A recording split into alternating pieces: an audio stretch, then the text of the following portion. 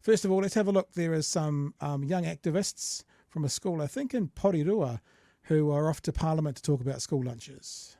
This Porirua school has been using social media to defend their school lunch program. Today they brought their message to Parliament. This government does not care about our children. David Seymour, I know that you're in government, but it doesn't mean you have to take free lunches away from these innocent kids. We feed 420 kids every day in-house, a nutritious meal. It motivates our kids to come to school. It energises them for the afternoon. I mean, is there much wastage at your school? Bishop Viard, because we do it in-house, I believe there's very, very minimal to zero wastage. The school lunch program costs more than $300 million a year, and it will be slashed. We've got to make cabinet decisions about how we're going to implement it and make it more affordable. You're looking at cuts of maybe 30 to 50%, is that right? Yeah, and it's possible that we... Okay, so 30 to 50%, that means they're looking to save between 100 and 150 million, because they said it's 300 million. 30% would be 100 million, 50% would be 150. So that gives them about 1/8. 150 million is about 1/8 of 1/3 of the tax refunds and tax going back to landlords. We'll just get to the end. And then by doing that, the program becomes more expensive per meal delivered, becomes less effective. They'll put up barriers to people getting it, and then they'll go, see, the whole program's not worth it. Yep. We've said it before, the right keep telling you that government's broken, that when they get in, they enact policies that break government, then they step back, like Chewie said, and say, see, we always told you it was broken. Going to save that much money. Our challenge will be to deliver the results that everybody wants while spending less money. He's never wanted the school lunch program anyway, and in coalition he knows that it is important to some of the partners. So let's just hope that cut's not as big as what it could be.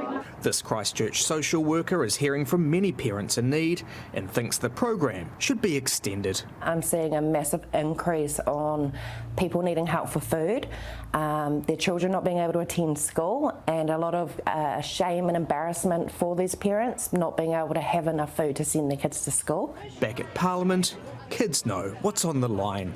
If we had no more school lunches, some kids won't have food. What's your favourite school lunch? Butter chicken. Butter chicken. For me, it's the nachos. Nachos? Butter chicken, yeah. Butter chicken. Butter chicken. Butter chicken, definitely. A nervous wait to see how much food the government takes off the table. Benedict Collins. So, I mean, one of the cool things about that, Chewie, is, you know, in my day, you ask a kid what's their favourite school lunch, it would have been pies, or it would have been donuts and pies and butter chicken breast or parts of chickens, protein and rice and butter. That's kind of cool. Now, I do have somewhere to go with this, but this is now, the floor is open. Would you like to share anything? Yeah, look, I just want to hammer home the point that one of the benefits of a mass feeding program like this is that you open it to everyone.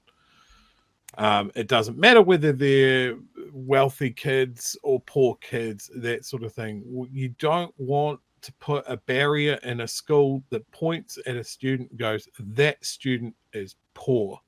Mm-hmm. And you can dress that up and say, hey, look, we're targeting this to the kids most in need. It sounds good in a soundbite, but the effectiveness of that program is taken away when you effectively ostracize these kids and mark them.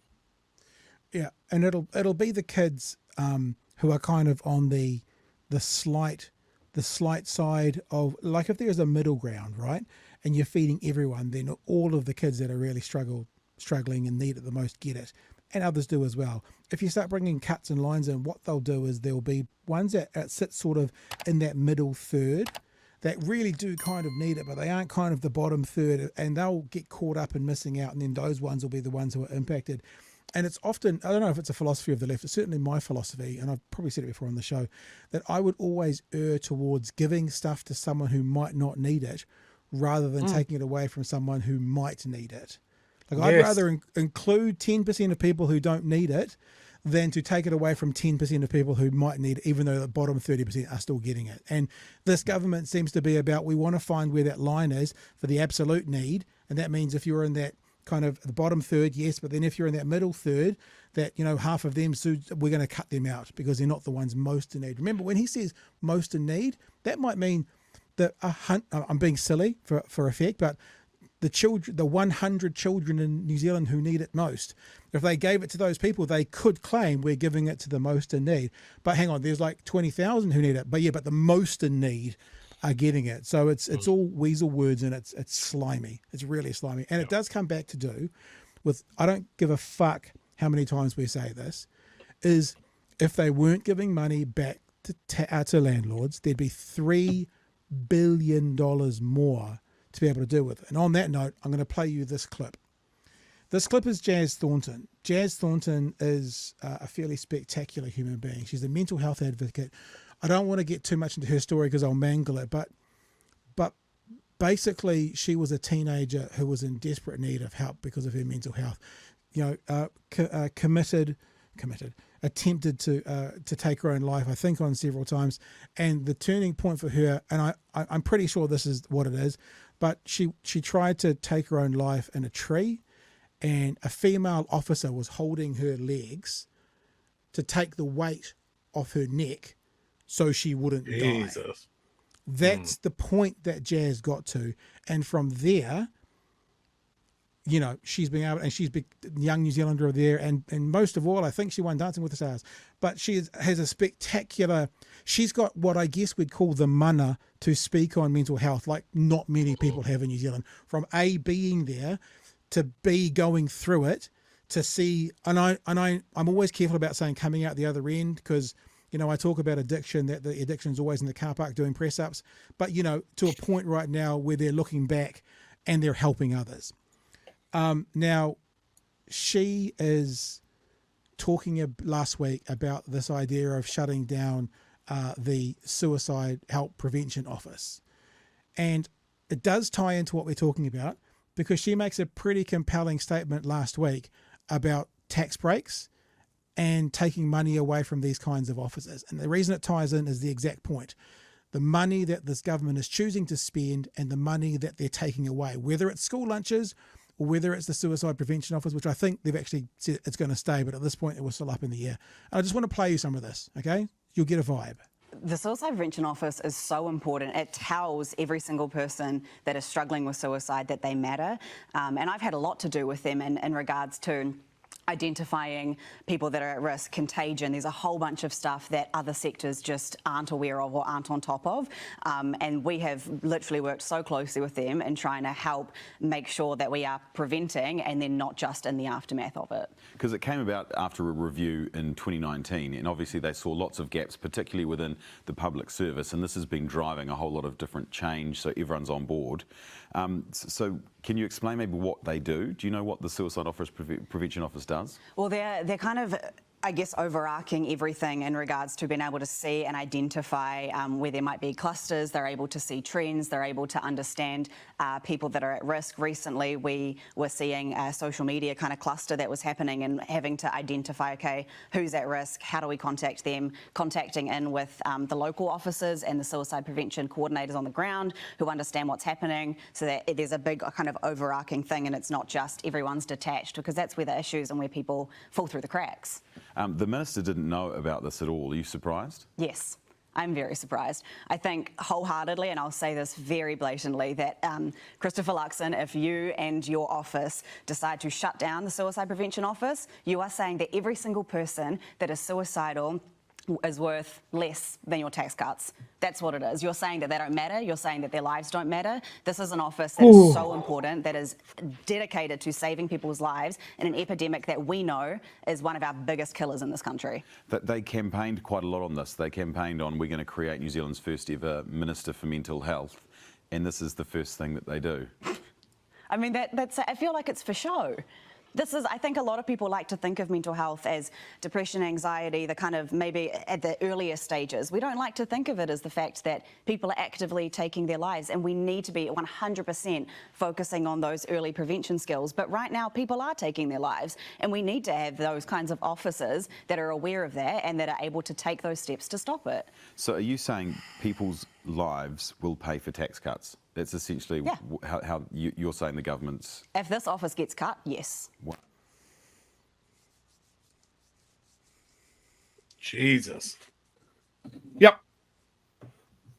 Yep. We have dreadful statistics in here for mental health and youth suicide, especially in this country, and anything that pulls away from that to, like, again, everything. You can just draw a straight line between the cuts that they're making to these social services and tax cuts for fucking landlords. It's so cartoonish at this stage.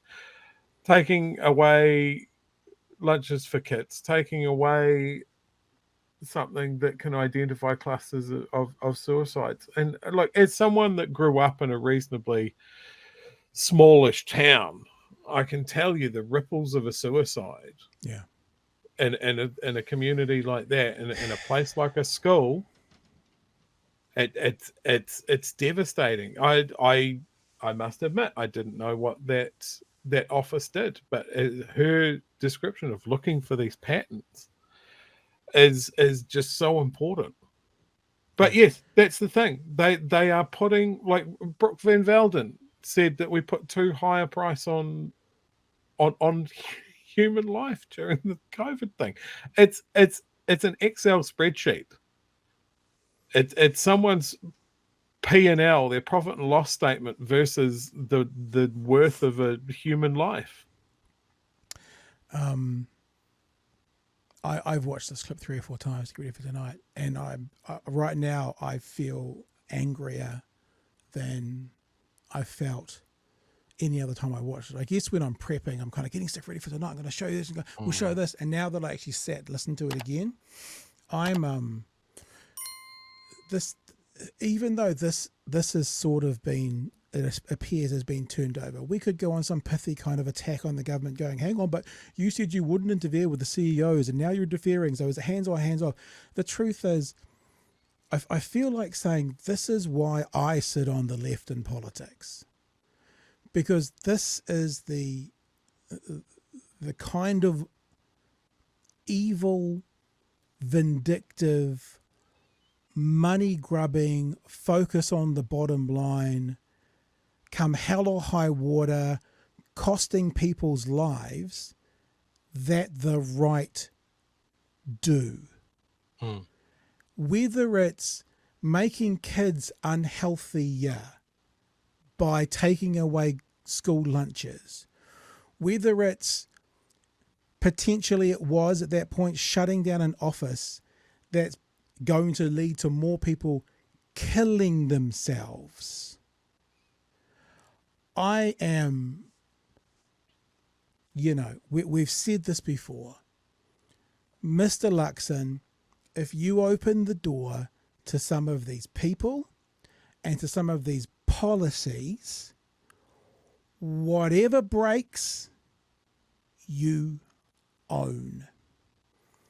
If something happens within this system because of your cutbacks that causes more teenagers to kill themselves, you fucking own that. Because the left wouldn't have done this. Now, there's other things we can criticize the left on. Sure. Chewy and I have been critical of, in particular, Labour for a long time. But what you won't find on the left is, hey, if we get rid of this office that can help curve the upswing of teenage suicides, if we get rid of that, we'll save 0.00001% on our bottom line. You won't fucking get that on the left. So yeah, the left is flawed. Yeah, some of my colleagues on the left are fucking nuts.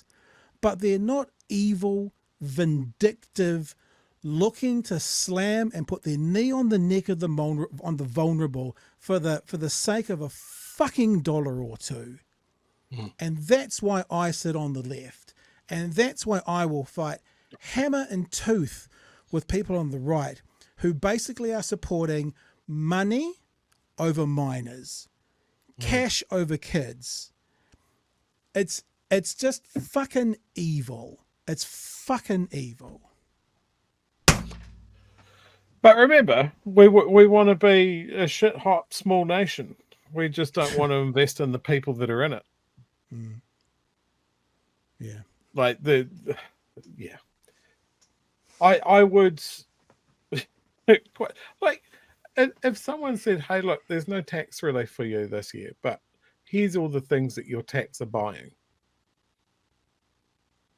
You know, me as a childless person, if someone said, "Hey, look, there's no tax relief for you this year, but we're feeding a whole bunch of kids," Yeah. I'd be like, "Sweet, I'm cool with that." How about we're upgrading all the ICUs in the country? How about we're doing, it's like what could we do with that $3 billion? Yeah, it's just ridiculous, and I think you're absolutely right to identify this is why I sit on the left. Yeah, like I'm someone that's been involved in business and capitalism and all of that sort of stuff, and it's just like business. One of the things that business can do, they don't like admitting this, right? But they adapt. They adapt to the conditions.